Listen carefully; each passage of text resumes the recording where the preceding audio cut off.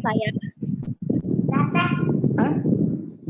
Baik, di sini kita mulai aja ya teman-teman. Jadi tentang apa sih untuk seminar hari ini? Yaitu tentang edukasi pencegahan dan penanggulangan COVID-19 dengan cara 3T, yaitu dengan testing, tracing, dan treatment. Boleh dilanjut?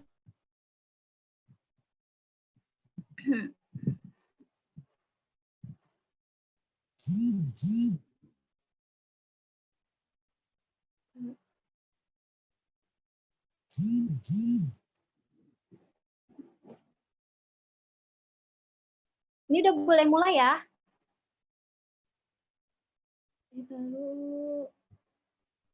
Nah, jadi untuk latar belakangnya sendiri, pasti kalian sudah tahu lah coronavirus itu yaitu yang menyebabkan infeksi COVID-19.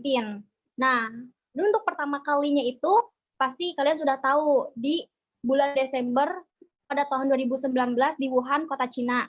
Nah, jadi corona ini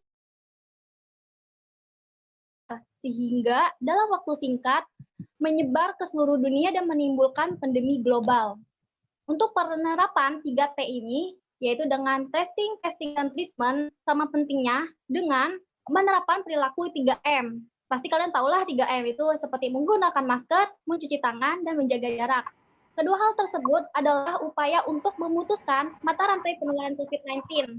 Hanya saja, penerapan 3T ini masih perlu ditingkatkan pemahamannya di masyarakat. Nah, untuk 3T itu terdiri dari pemeriksaan diri, yaitu kita sebut dengan testing, ada pelacakan, tracing, dan perawatan yang kita sebut dengan treatment. Lanjut saja, soalnya pemateri ini nanti kita dibahas di belakang. Nah, untuk rumusan masalahnya apa saja sih? Nah, jadi rumusan masalah ini kita bisa tahu apa sih edukasi, pencegahan, dan penanggulangan COVID-19 dengan cara 3T. Dan tujuannya kegiatan ini untuk meningkatkan kesiapsiagaan teman-teman sekalian untuk pencegahan dan penanggulangan bencana pandemi COVID-19. Jadi manfaatnya ini semoga teman-teman sekalian, teman-teman kampus, dan keluarga kalian, serta masyarakat pada umumnya agar dapat meningkatkan kemampuan dalam mempersiapkan diri menghadapi bencana COVID-19. Semoga kita tidak terjadi yang di India ya teman-teman.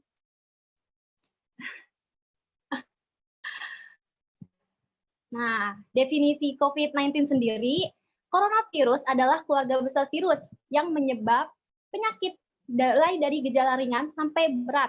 Ada setidaknya 2 jenis coronavirus yang diketahui, yaitu ada Middle Age Respiratory Syndrome atau kita disebut dengan MERS, dan ada Severe Acute Respiratory Syndrome atau SARS. Kalian pasti tahu lah penyakit SARS dan penyakit MERS ini. Dan sekarang ini ada coronavirus disease pada tahun 2019, atau kita sebut dengan COVID-19, adalah penyakit jenis baru yang belum pernah diidentifikasi sebelumnya pada manusia. Virus zoonosis ini ditularkan melalui dari antara hewan dengan manusia. Dan ada yang penelitian juga bahwa SARS ini ditransmisi oleh kucing luwak dan juga MERS dari unta ke manusia. Dan adapun hewan yang menjadi sumber penularan COVID-19 ini masih saat ini belum jelas diketahui. Sampai sekarang kan. Nah, jadi untuk tanda dan gejala COVID-19 itu pasti kalian seringlah mendengar di TV-TV atau di surat edaran segala macam bahwa tandanya ini biasanya dengan gangguan pernapasan akut atau disebut dengan ISPA, yaitu dengan cara demam, batuk, sesak napas. Biasanya rata-rata inkubasinya ini sampai 5 atau 6 hari. Dengan masa inkubasi terpanjang itu 14 hari.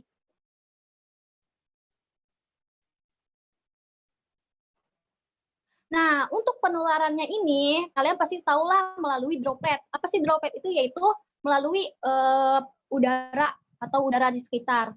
Nah, dari percikan orang yang batuk atau yang berbicara. Hal inilah yang menyebabkan virus ini seringkali menular kepada orang lain. Nah, apa sih tanggung jawab pencegahan penularannya itu? Yaitu pada pemerintah dan masyarakat harus berpartisipasi dalam berbagai bentuk kerelawanan dalam penanggulangan bencana dan pengurangan resiko tinggi. Semoga kita nggak sampai risiko tinggi ya, teman-teman. Boleh lanjut. Nah, untuk mengetahui misalnya tanda-tanda orang yang OTG, ODP, dan DPD itu kita jelasin ya sekarang. Nah, jadi pertama itu ada OTG. OTG ini biasanya orang tanpa gejala. Biasanya pada orang yang tidak memiliki gejala sama sekali, tetapi dia pernah kontak erat dengan pasien yang positif. Nah, sedangkan kalau DPD yang disebut dengan pasien dalam pengawasan, biasanya dia ini sudah demam. Jadi demamnya itu biasanya 38 derajat Celcius. Nah, dan juga ISPA ya, infeksi saluran napas akut, seperti ada tanda gejalanya demam, batuk, dan segala macam. Tapi dia masih sehat. Biasanya ini yang setengah-setengahnya gitu, teman-teman. Nah, dan juga ada yang namanya ODP. ODP ini orang dalam pemantauan. Biasanya ini dia tuh udah demam 38 derajat Celcius, terus ada gejala gangguan sistem pernapasannya juga seperti pilek, sakit tenggorokan, batuk, dan dalam 14 terakhir ini dia sudah mengalami gejala yang sangat parah dan bisa menjadi kayak misalnya udah ada gimana ya, jadi badannya udah lemah banget dan harus dilakukan perawatan. Nah, jika misalnya kalian mempunyai tanda gejala yang 3 ini, konfirmasi dan melakukan pemeriksaan tes positif, melakukan atau dari PCR dan antibodi segala macam. Banyak kan tes-tesnya juga. Nah, untuk pencegahan dan penanggulangan COVID-19 ini dengan cara 3T. Nah, 3T itu apa tadi? Ada testing, ada tracing, dan treatment. Nah, ini juga sama pentingnya kan dengan melakukan 3M, yaitu kayak bisa menggunakan masker, mencuci tangan, dan menjaga jarak. Nah, hanya saja penerapan 3T ini masih perlu ditingkatkan kepada kalian semua, pada masyarakat, dan mengingatkan masyarakat lebih mengenal 3M. Dan kampanye ini dilakukan terlebih dahulu. Jadi pemerintah itu sebelumnya melakukan kampanye 3M dan melakukan 3M. Tetapi pas kampanye 3T ini masih pada dini tentang 3M ini. Lanjut. Nah, untuk apa sih yang 3M itu kan yang tadi yang kita sudah jelasin, kalian pasti pada kepo kan. Nah, jadi pertama itu ada testing. Testing ini adalah pemeriksaan dini untuk menegakkan diagnosa COVID-19. Jadi biasanya ini pemeriksaan serologi atau yang kita sebut dengan antigen dan antibodi. Kalian sudah pernah belum melakukan tes ini? Kalau misalnya belum, kalian melakukan tes ya. Jadi tesnya itu ada 3 macam nih. Terus biasanya yang antigen dan antibodi itu seperti rapid test. Biasanya rapid test ini yang digunakan oleh antibody atau antigen yang biasa ditusuk di tangan itu. Nah, terus ada misalnya pemeriksaan muskuler. Biasanya pemeriksaan muskuler ini pemeriksaan virus yang disebut dengan PCR atau swab. Biasanya pemeriksaannya melalui hidung ya, teman-teman. Dan juga ada pemeriksaan radiologi. Biasanya pemeriksaan radiologi ini biasanya ada di rumah sakit seperti CT scan dada atau ronsen dada. Nah, ada juga dengan tracing. Tracing itu adalah pelacakan. Jadi untuk dilakukan pada kontak-kontak terdekat pasien positif COVID-19 yang setelah diidentifikasi oleh petugas kesehatan bahwa si pasien ini punya kontak erat dan harus melakukan isolasi mandiri ya teman-teman. Biasanya ini yang belum parah. Kalau yang parah biasanya udah dimasuk ke rumah sakit. Nah, untuk treatment perawatannya itu dibagi 2. Jadi ada yang perawatan di rumah sakit dan ada juga perawatan di rumah. Untuk perawatannya sendiri itu untuk di rumah sakitnya, biasanya pasien dengan hasil RT antibodinya positif, dia dirawat di rumah sakit. Jadi dengan pemeriksaan seperti antibiotika, antivirus, dan diberikan vitamin C dengan dosis tinggi selama 14 hari, ada kloroquine dan terapi simpotik, biasanya sesuai dengan gejala, dan obat-obatan lain sesuai dengan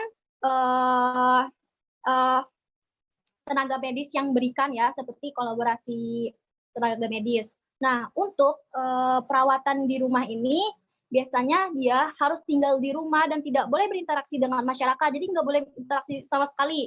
Jadi harus di dalam rumah selama 14 hari menggunakan kamar terpisah dari anggota keluarga. Nah, jadi untuk mencegah ya, jadi kita harus bisa. Jika kemungkinan jaga jarak setiganya 3 meter dari anggota keluarga lain, menggunakan masker, melakukan pengukuran suhu setiap hari dan observasi gejala klinis. Takutnya ada gejala yang lain seperti misalnya takutnya aja mencret dan segala macam ya. Dan meminum vitamin. Nah, terus makan makanan yang bergizi, berjemur di pagi hari. Nah, berjemur di pagi hari ini sangat bagus untuk pasien yang memiliki riwayat saluran pernapasan. Dan COVID-19 juga termasuk ya teman-teman. Nah, hindari pemakaian peralatan bersama dengan keluarga yang lain. Terapkan perilaku PHBS. Apa sih PHBS itu? Perilaku hidup bersih dan sehat, seperti kayak bisa mencuci tangan dengan benar dan lain-lain ya teman-teman. Nah, terus berada di ruang terbuka dan terjemur di bawah sinar matahari. Biasanya kalau misalnya kalian tuh punya rumah, lebih baik yang rumahnya ada jendelanya gitu ya. Jadi tiap hari itu kamarnya itu selalu terkena sinar matahari dan jaga kebersihan dengan cairan desinfektan. Nah, jika gejalanya buruk, untuk perawatannya itu lebih lanjut lagi ya. Nanti hubungi kepada Dinkes dalam perawatan selanjutnya. Nah, untuk penanggulangannya sendiri, kalian bisa ngerti nggak? Jadi di sini tuh ada pedoman alur pencegahan COVID-19. Ada yang meninggal, ada konfirmasi COVID-19, pasien dalam ODP, PDP, OTG, dan orang sehat. Nah, biasanya untuk OTG itu pasti kalian tadi udah saya jelaskan kan, orang tanpa gejala. Biasanya ini yang punya kontak erat dengan pasien COVID-19. Setelah di rapid test, kalau misalnya dia hasilnya negatif, dia melakukan PHBS, perilaku hidup bersih dan sehat, seperti tadi kayak mencuci tangan, menjaga lingkungan, dan segala macam. Seperti kayak misalnya batuk dengan cara benar. Nah, kalau misalnya dia hasilnya positif, biasanya dia dikarantina selama 14 hari.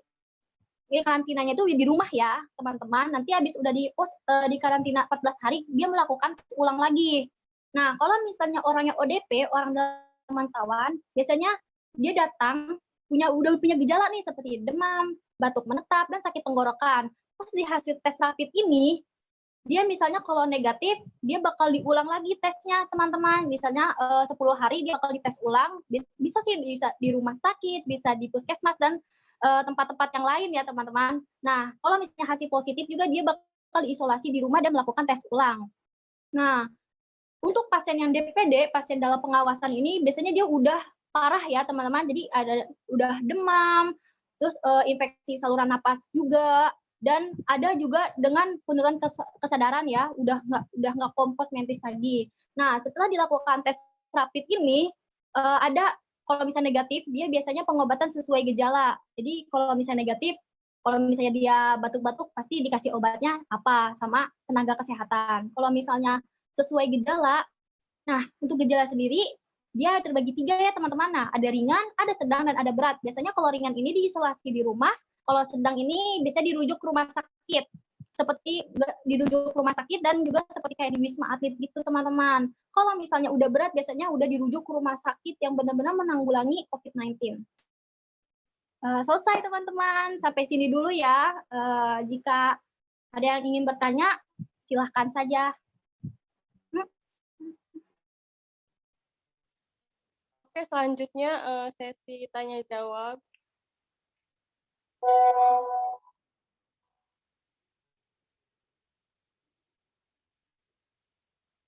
Sebelumnya kita lihat video dulu ya.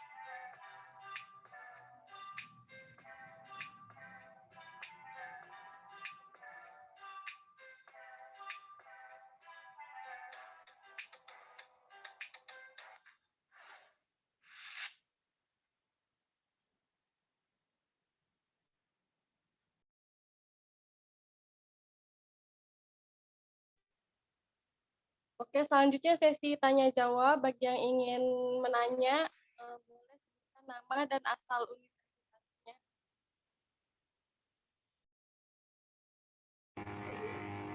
Assalamualaikum warahmatullahi wabarakatuh. Waalaikumsalam warahmatullahi wabarakatuh.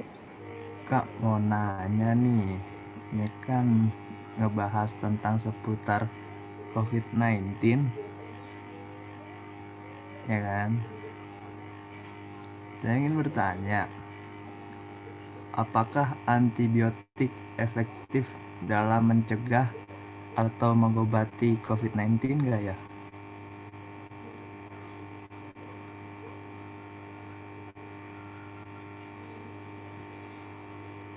Sebelumnya namanya siapa, Mas? Terus asal universitasnya dari mana? Saya namanya Aflan Mestianto Ardi dari Universitas Singapura Bangsa Karawang.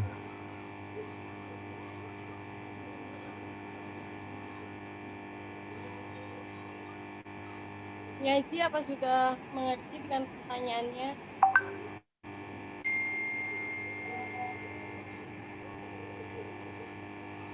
Terima kasih.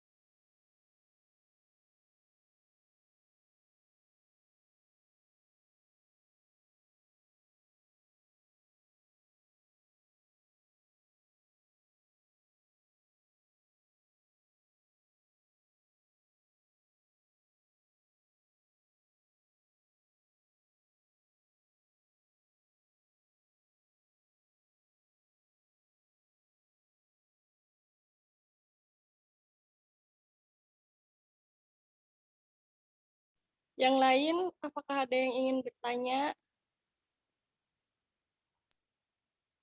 Teh, punten izin bertanya. Ya, silahkan. Sebutkan nama dan asal univnya. Nama saya Indah dari Untirta. Langsung aja apa gimana ini? Ya, langsung aja. Jadi kan kalau misalkan kayak pasien COVID gitu, ini ya pasti kayak beritanya bakal nyebar gitu ke tetangga-tetangga atau ke teman-temannya. Nah, itu tuh ada sebagian orang yang mungkin merespon negatif atas kabar tersebut, ada juga yang langsung kayak ngejauh gitu kan. Nah, terus sebaiknya tuh kita harus merespon seperti apa ketika teman kita atau saudara kita terkena COVID itu teh. Makasih. Ya, bagaimana penyaji? Apakah sudah memahami dengan pertanyaannya?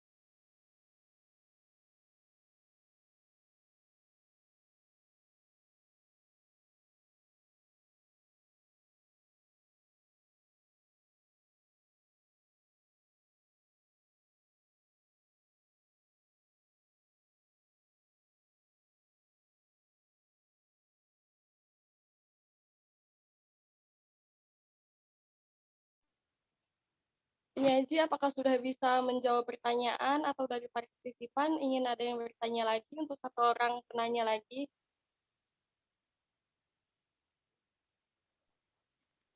Teh izin bertanya, Ya, silahkan. perkenalkan saya Mutia Saputri dari Untirta. Izin bertanya terkait gejala COVID itu kan ada batuk, pilek, demam, itu kan. Dan Iya. di sekitar saya itu ada lumayan banyak batuk, pilek, dan itu lebih dari 2 minggu gitu. Nah, bagaimana sih sikap kita sebagai orang yang paham gitu tentang COVID, memberitahunya itu seperti apa gitu, sarannya itu seperti apa, apakah harus melakukan swab atau harus bagaimana gitu.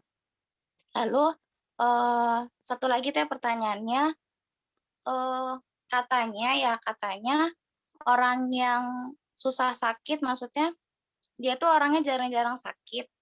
Nah, itu dia katanya sulit untuk kena virus gitu ya, Teh, atau bagaimana ya?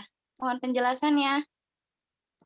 Ya, makasih. Makasih. Bagaimana penyaji? Apakah sudah memahami pertanyaannya?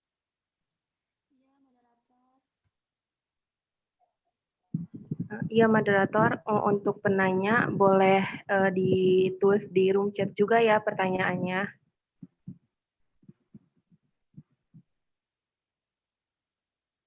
Oh iya, ada pesan dari Tesuri Ilyana, kalau ingin bertanya untuk partisipan tulis di room chat juga supaya tidak lupa mungkin ya.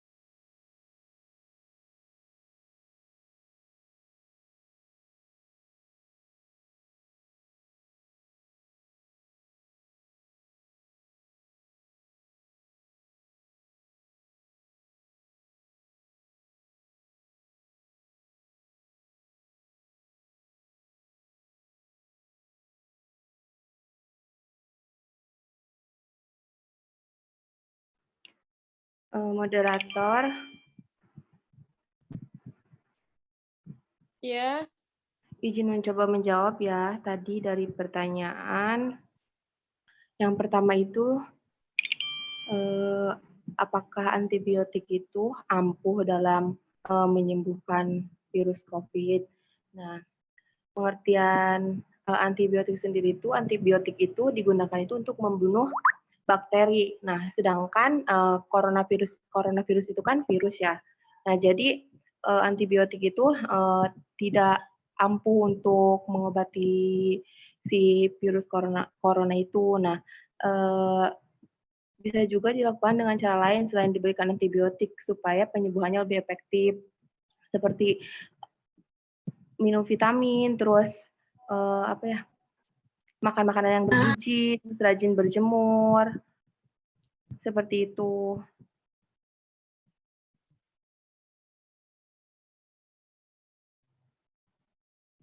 Bagaimana? bagaimana kepada penanya, apakah sudah memahami mengenai jawabannya? Atau ada yang kurang atau belum paham bisa ditanyakan kembali. Oke, baik deh. Terima kasih. Iya, sama-sama. Kepada Siti Sunara izin bertanya tadi ya. Boleh sebutkan pertanyaannya.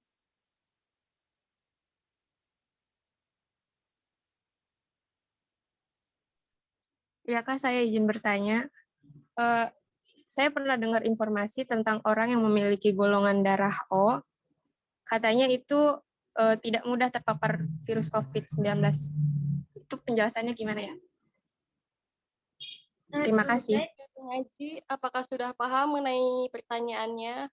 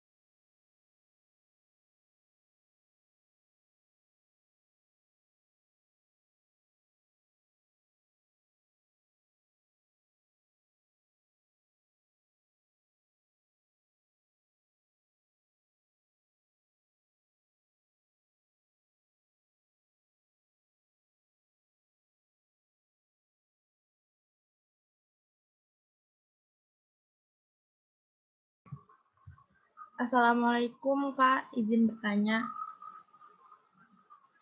Saya Sa'ia Umat Aqwa dari Poltekkes Jakarta 2.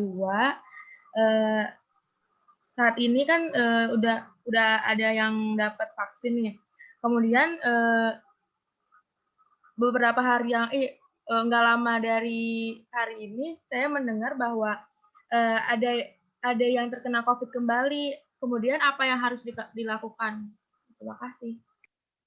Ya, penyaji apakah sudah memahami pertanyaannya tadi? Yang udah divaksin lalu terkena COVID, itu bagaimana?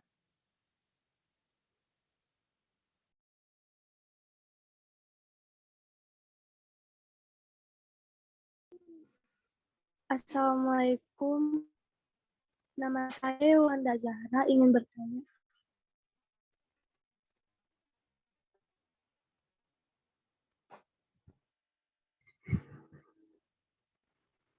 Untuk penanya kita simpan dulu ya. Dari penyaji ingin menjawab pertanyaan yang tadi.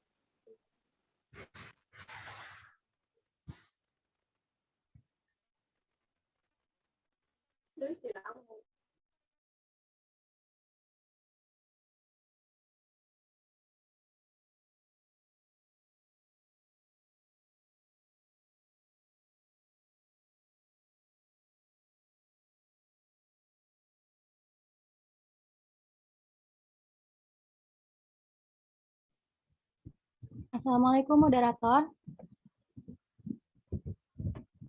Waalaikumsalam. Saya Zakia izin menjawab pertanyaan dari Saudari Indah ya tadi mengenai stigma negatif yang biasanya masyarakat tuh mandang kalau kita kena COVID tuh pasti bawaannya negatif aja ya. Nah, yang pertama, kita kan sebagai mahasiswa ya yang sudah pasti berpendidikan, kita lebih tahu informasi yang mana orang-orang atau masyarakat umum itu nggak tahu. Jadi kita sebagai mahasiswa itu memberikan edukasi ke masyarakat atau orang-orang sekitar bahwa COVID-19 ini tuh bisa dicegah loh, COVID-19 ini tuh bisa ditanggulangi kalau kita bekerja sama bareng-bareng menerapkan PHBS, menerapkan 3M.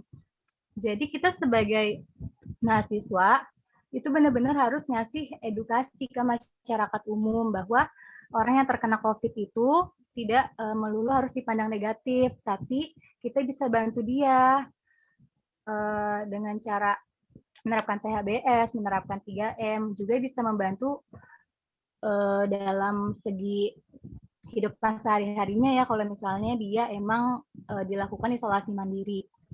Jadi sebenarnya dari kitanya aja sih harus ngasih ngasih edukasi nih ke masyarakat kalau COVID ini nggak seserem itu loh, COVID ini tuh bisa ditanggulangi, COVID ini tuh bisa dilakukan pencegahan secara bareng-bareng kayak gitu.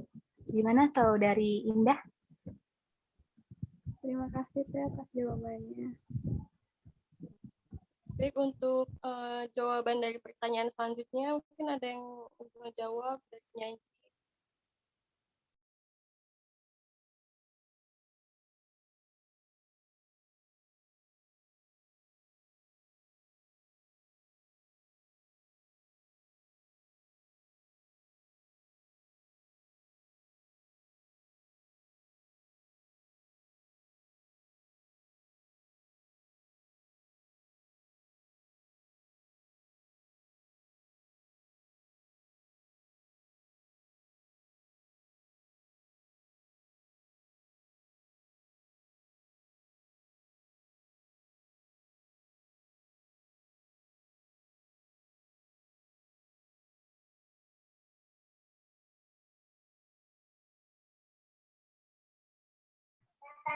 Moderator izin menjawab ya. Tadi ada pertanyaan, tes molekuler itu seperti apa sih? Nah, tes molekuler itu tes swab, yaitu tes PCR. Jadi, kalau tes PCR itu tesnya lebih spesifik, jadi hasilnya itu lebih untuk mengetahui si virusnya itu, soalnya yang ditesnya itu si virusnya. Seperti itu. Sedangkan yang kalau tes serologi itu antigen sama antibody. Kalau antigen itu yang tesnya itu yang melalui darah ya, di darahnya diambil terus dimasukkan ke alat untuk mengetahui apakah ada virus di dalam tubuh.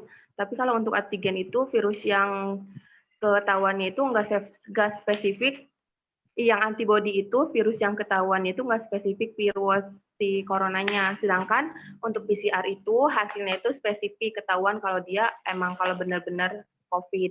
Untuk PCR itu tesnya itu yang dari hidung, menggunakan alat dimasukkan ke hidung dan ke ke kerongkongan seperti itu. Bagaimana untuk yang bertanya, apakah bisa dimengerti? Bagaimana penanya, apakah sudah memahami atau belum, atau ada yang ingin ditanyakan kembali?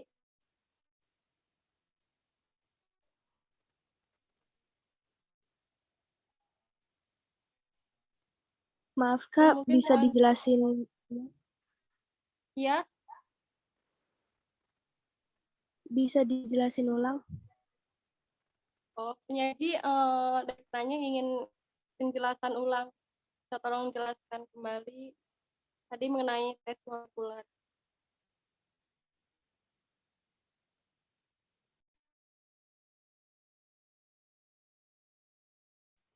Iya baik.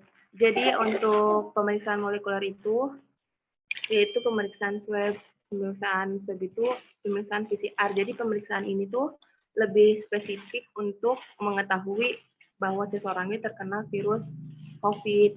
Pemeriksaannya itu melalui hidung sama melalui mulut. Seperti itu. Untuk tadi perbedaannya dengan yang antibody ya, kalau antibody itu hasilnya itu tidak spesifik. Jadi belum ketahuan kalau misalkan kita udah di rapid antibody dan kita reaktif, belum ketahuan kalau itu spesifik kita terkena COVID gitu tuh. Tetapi yang PCR itu udah spesifik gitu tuh, kalau misalkan dia tes PCR-nya positif, nah berarti itu emang dia benar-benar terkena COVID seperti itu.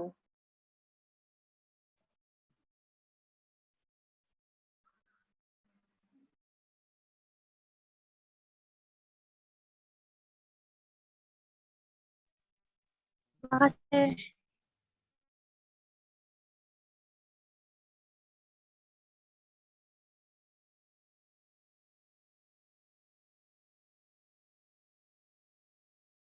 Selanjutnya satu pertanyaan lagi yang belum terjawab, yaitu pertanyaan jika udah divaksin tapi nanti kena COVID itu gimana? Tolong penjelasannya pada penyaji, mohon untuk menjawab pertanyaan.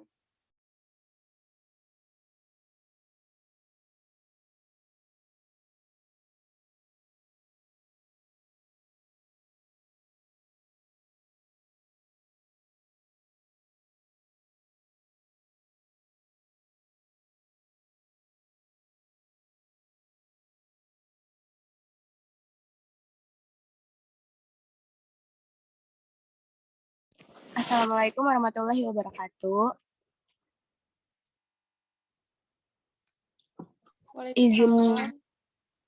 Izin menjawab pertanyaan yang tadi, kenapa udah divaksin tetap masih positif COVID gitu ya. Untuk penyuntikan vaksinasi yang pertama itu kan untuk menciptakan kekebalan tubuh kita ya. Nah, yang kedua itu suntikan kedua menguatkan respon imun yang terbentuk gitu. Nah, saat seseorang dinyatakan positif setelah vaksin itu artinya saat divaksinasi orang tersebut itu udah terpapar si COVID ini sendiri dan sedang dalam masa inkubasi. Makanya bisa terjangkit COVID setelah dilakukan vaksin, seperti itu. Bagaimana kepada penanya, apakah sudah mengerti mengenai jawabannya atau masih belum paham, bisa ditanyakan kembali? Izin Kak, izin bertanya lagi. Kemudian kalau misalnya setelah itu dinyatakan positif kembali, apakah harus dilakukan vaksin ulang atau bagaimana, Kak? Terima kasih. Baik. Pada penyaji, apakah paham mengenai pertanyaannya?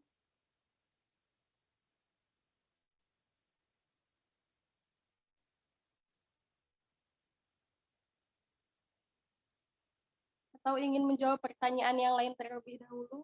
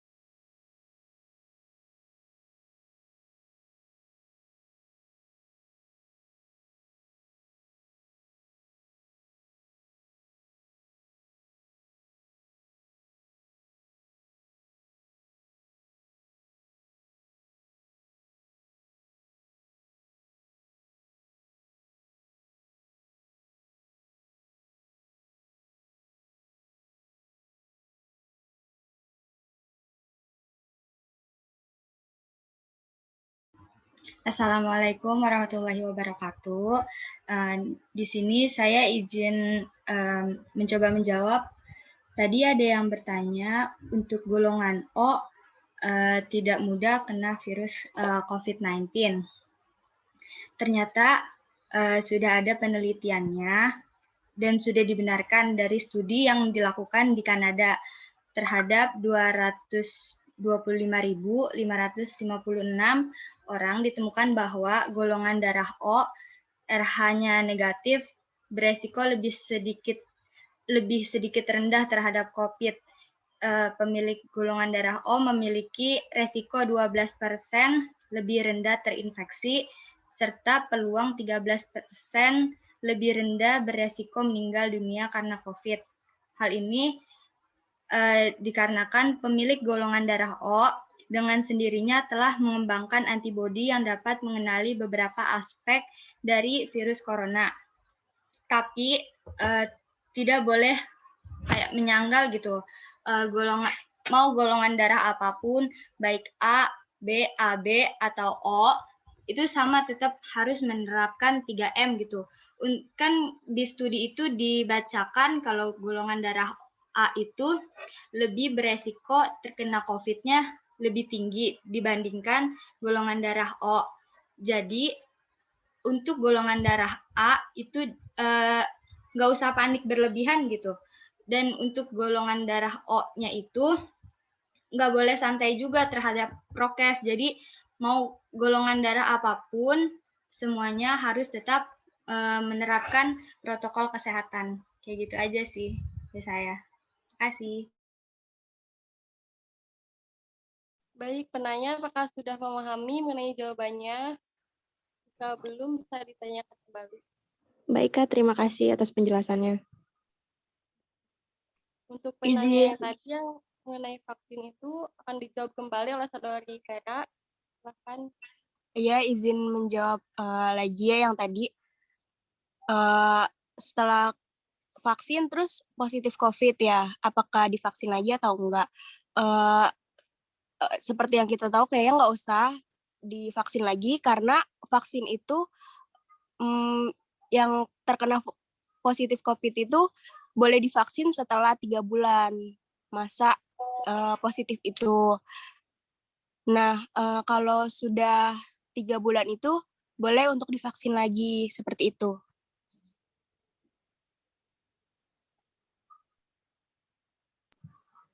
Baik, terima kasih, Baik, Kak. apakah sudah paham? Baik, sudah, Kak. Terima kasih. Selanjutnya, Saudara Silvi ingin menjawab pertanyaan. Silakan. Iya, terima kasih moderator. Sebelumnya, Assalamualaikum warahmatullahi wabarakatuh. Waalaikumsalam.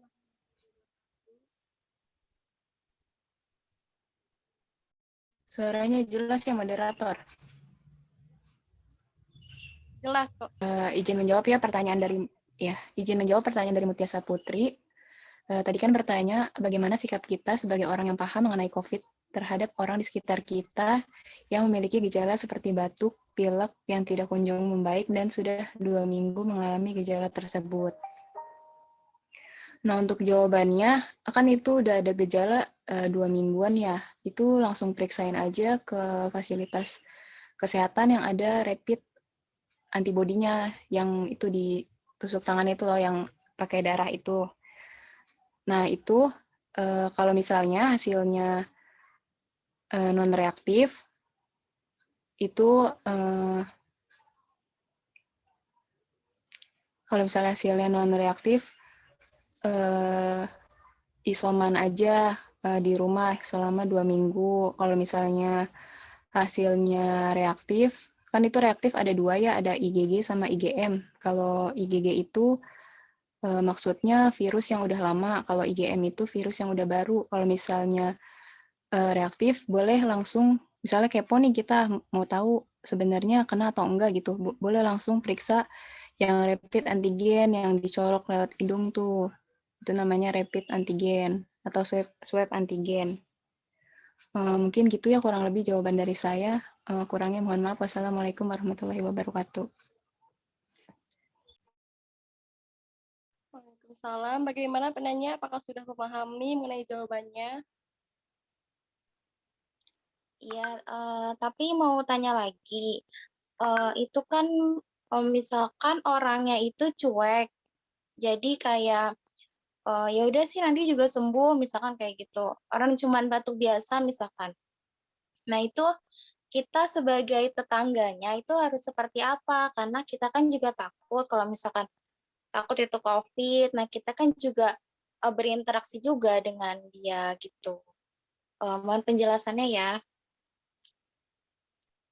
Baik, penyaji apakah sudah memahami mengenai pertanyaannya? Iya, paham moderator.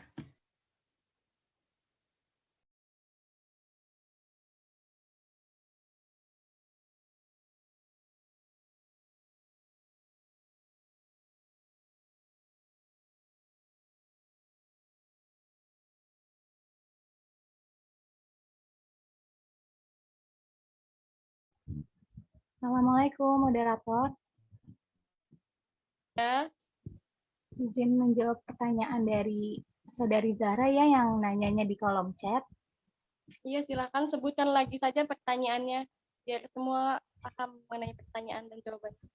Saudari Zahra bertanya, untuk saat ini kan sedang beredar berita COVID-19 dengan kluster yang disebabkan karena masuknya warga negara India ke Indonesia. Nah, untuk metode pencegahan seperti 3M dan 3T ini, apakah masih bisa diterapkan? Karena bermunculan berita bahwa COVID-19 ini lebih kebal terhadap vaksin.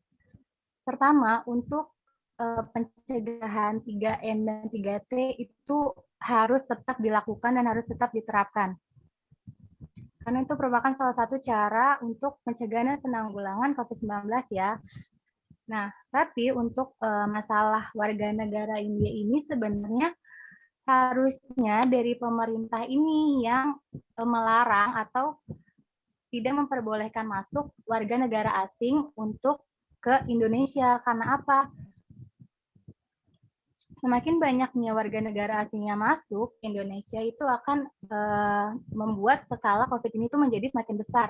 Untuk 3 dan 3T ini harus tetap diterapkan, tapi dari pemerintahnya yang harus membatasi warga negara asing untuk masuk ke Indonesia guna mengurangi penyebaran COVID-19. Jadi harus tetap diterapkan ya teman-teman, mulai dari PHBS, 3M, 3T. Udah sih cukup itu aja. Sebelumnya mohon maaf kalau ada yang kurang. Terima kasih. Bagaimana penanya? Apakah sudah memahami mengenai jawabannya? Sudah. Terima kasih ya. Moderator, Ya. punten izin menjawab. Iya, silakan. Izin menjawab pertanyaan Mutiasa Putri tadi ya. Kalau misalnya yang terkena COVID itu atau yang mengalami gejala yang seperti yang disebutkan tadi, cuek gitu. Itu bisa kita edukasi lagi, misalnya yang kena tetangga sekitar kita tuh ya, kita edukasi lagi protokol kesehatannya harus lebih dijalankan, kayak keluar pakai masker, menjaga jarak, kayak gitu.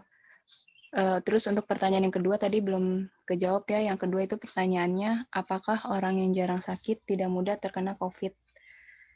Itu jawabannya,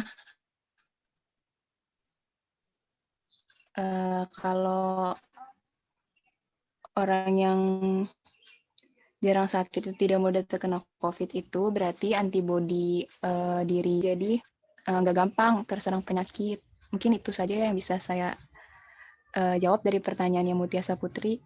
Kurangnya mohon maaf. Wassalamualaikum warahmatullahi wabarakatuh. Bagaimana, apakah sudah memahami mengenai jawabannya? Jika belum, bisa tanyakan kembali. Iya, cukup. Terima kasih.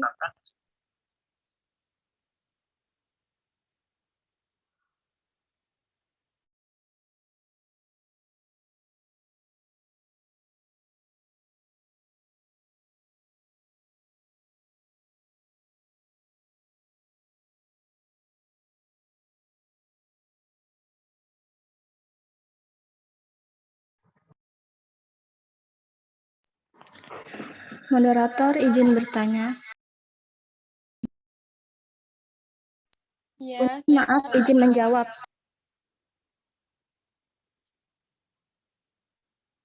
silakan.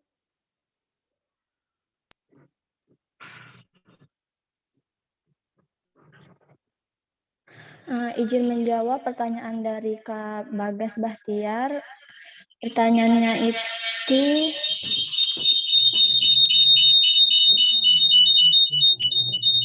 misalnya ada orang yang tes COVID di suatu rumah sakit, hasilnya positif. Kemudian dia itu kurang percaya dengan hasilnya. Kemudian tes COVID lagi di rumah sakit yang lain. Ternyata hasilnya negatif. Apa sih faktor penyebabnya? Kenapa bisa hasilnya itu berbeda? Jawabannya yang pertama itu bisa karena adanya kesalahan teknis seperti skill dari petugas pelaksananya. Kemudian waktu pengambilan tes swab-nya yang terlalu dini atau terlalu cepat. Misalnya nih, amit-amit di A misalkan baru saja melakukan swab hari ini, di mana virusnya itu belum bermutasi dalam tubuh. Kita tahu kan virus bermutasi dalam tubuh itu selama 5-6 hari. Kemudian 5 hari kemudian si A ini kembali melakukan tes PCR misal di mana virus telah bermutasi. Hasilnya tentu akan berbeda, di mana hasil pertama akan menunjukkan negatif, sementara hasil tes kedua akan memberikan hasil positif. Kemudian bisa juga karena hasil swab-nya yang sudah terkontaminasi sehingga hasilnya jadi palsu. Kemudian adanya kesalahan pada prosedur swab. Mungkin seperti itu moderator. Apakah bisa dimengerti penanya? Bagaimana penanya? Apakah sudah memahami mengenai jawabannya? Cukup paham. Terima kasih.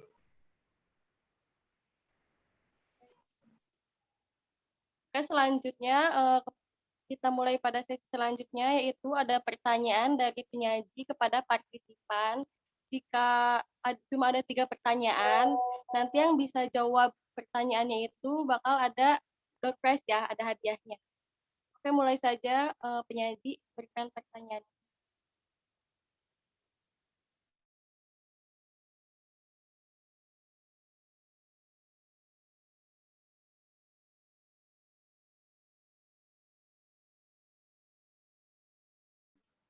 Ya, baik teman-teman. Tadi kan kalian udah pernah nanya banyak nih ya. Sekarang gantian ya kita yang nanya ke kalian. Nanti kalau misalkan mau jawab, hands up aja ya di sini nih. Adakah raise hand ya?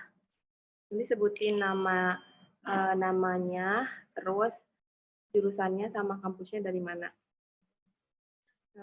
Pertanyaan dari saya itu kan tadi kan ngejelasin tentang 3T ya. Nah, 3T itu kan ada testing, tracing, sama treatment. Nah, di bagian treatment itu ada kita melakukan perawatan diri di rumah. Nah, boleh disebutkan nih apa aja perawatan diri yang harus dilakukan di rumah ketika ketika terkena COVID. Terima kasih. Oke, boleh. Baik yang bisa menjawab, boleh raise hand. Atau mungkin langsung buka mic-nya aja. Langsung jawab.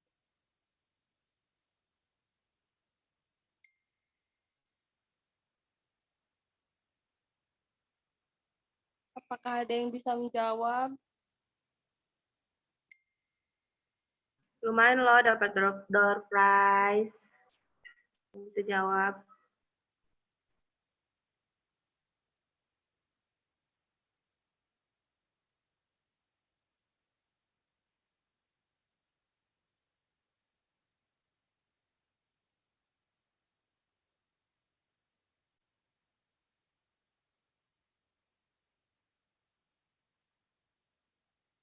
Penyaji mau nunggu jawaban dari partisipan atau mau ke pertanyaan yang kedua? Izin menjawab dong. Oh, ada yang mau jawab, silakan. Saya udah angkat tangan duluan, Kak. Oh, udah ada. Oh, silakan jawab. Perkenalkan, nama saya Siti Sunaria dari Universitas Trunojoyo Madura. Ingin menjawab tentang perawatan penderita COVID di rumah. Yang pertama, meminum vitamin, makan makanan yang bergizi, berjemur di pagi hari, hindari pakaian bersama peralatan makan, peralatan mandi.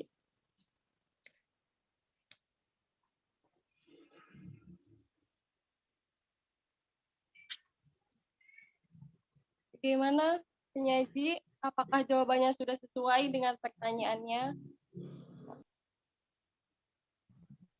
Iya, sudah sesuai. Makasih ya pada yang ngejawab, itu Siti Sunaria. Nanti hadiahnya itu Shopee ya. Nanti untuk nama Shopee-nya kirim saja ya di chat. Selanjutnya, pertanyaan yang kedua.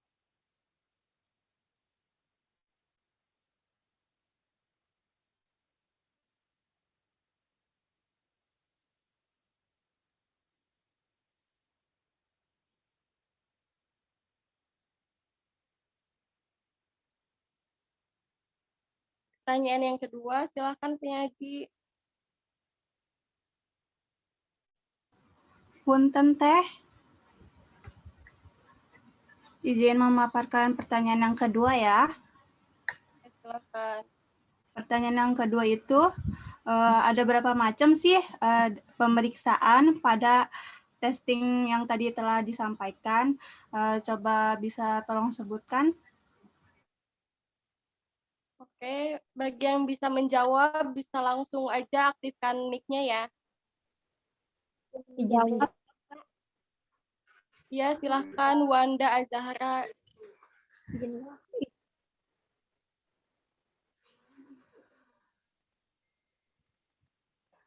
Pertama, memeriksa serologis antigen antibiotik.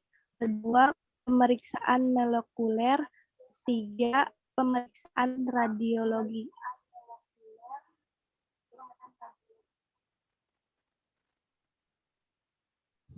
Bagaimana penyaji? Apakah jawabannya sudah sesuai?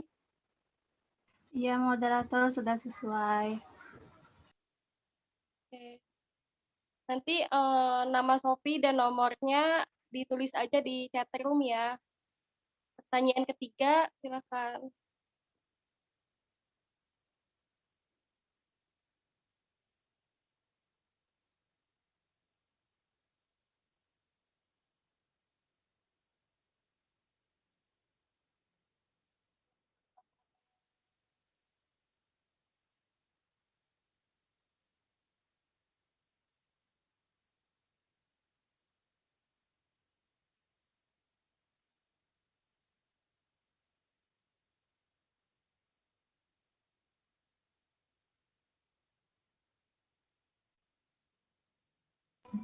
Punten Teh, izin memaparkan pertanyaan yang ketiga.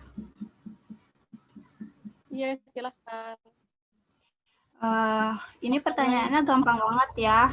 Pasti udah pada tahu dong yang tadi dijelasin. Saya mau nanya, apa sih 3T itu? Dan tolong jelasin ya dari setiap poin-poin tersebut. Oke, bagi yang bisa menjawab, silakan aktifkan saja mic-nya.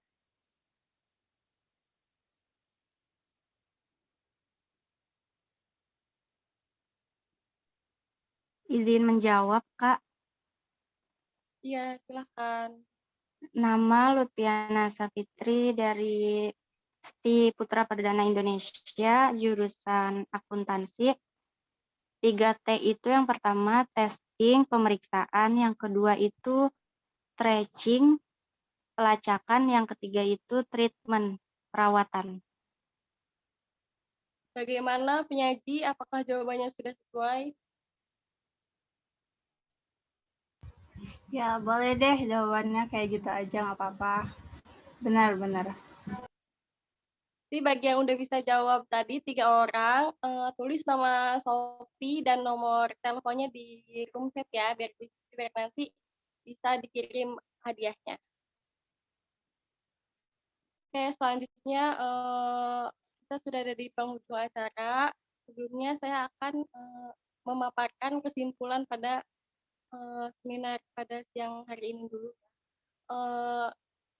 Dengan judul Edukasi Penanganan COVID-19 dengan 3T, yaitu testing, tracking, dan treatment. 3T itu apa sih? 3T itu adalah testing, tracking, dan treatment. Testing itu kan tadi ya, tes dulu kita kalau misalnya ada gejala COVID, kita bisa tes di fasilitas kesehatan. Seperti ada tes antibody dan tes antigen. Lalu tracking itu adalah untuk melacak individu yang sudah mengalami COVID untuk meminimalisir penyebaran. Lalu selanjutnya ada yang ketiga yaitu treatment, yaitu perawatan ketika sudah mengalami COVID-19. Perawatannya jika yang bergejala berat bisa di rumah sakit dan bergejala ringan bisa di rumah dan melakukan isolasi mandiri. 3M dan 3T itu sama pentingnya dan satu kesatuan. Kita berupaya memutus rantai penularan COVID dengan melindungi diri kita. Selanjutnya, marilah kita baca hamdalah pada akhir seminar hari ini. Alhamdulillahirabbil alamin. Semuanya on cam dulu ya, mau difoto. Kita on cam dulu ya, mau difoto. Sebelumnya terima kasih buat perhatiannya, kerjasamanya, buat yang udah mau hadir di acara seminar siang ini. Semoga ilmu yang kita dapat bisa bermanfaat.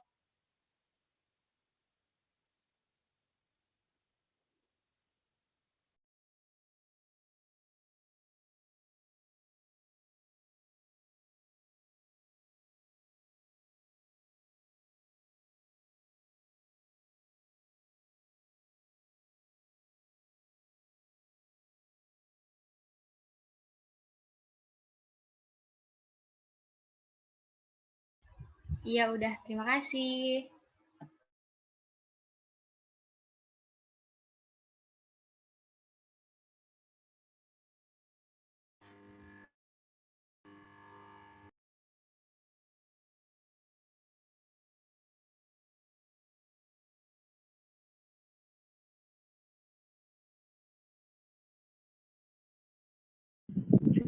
Teman-teman makasih ya yang udah ngikutin acaranya sampai selesai.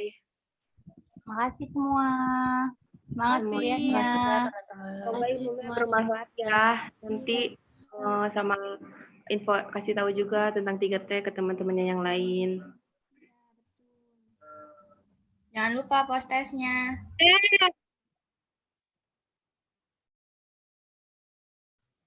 Untuk e-sertifikatnya Weh, nanti foto-foto dulu nggak ada sinyal tadi.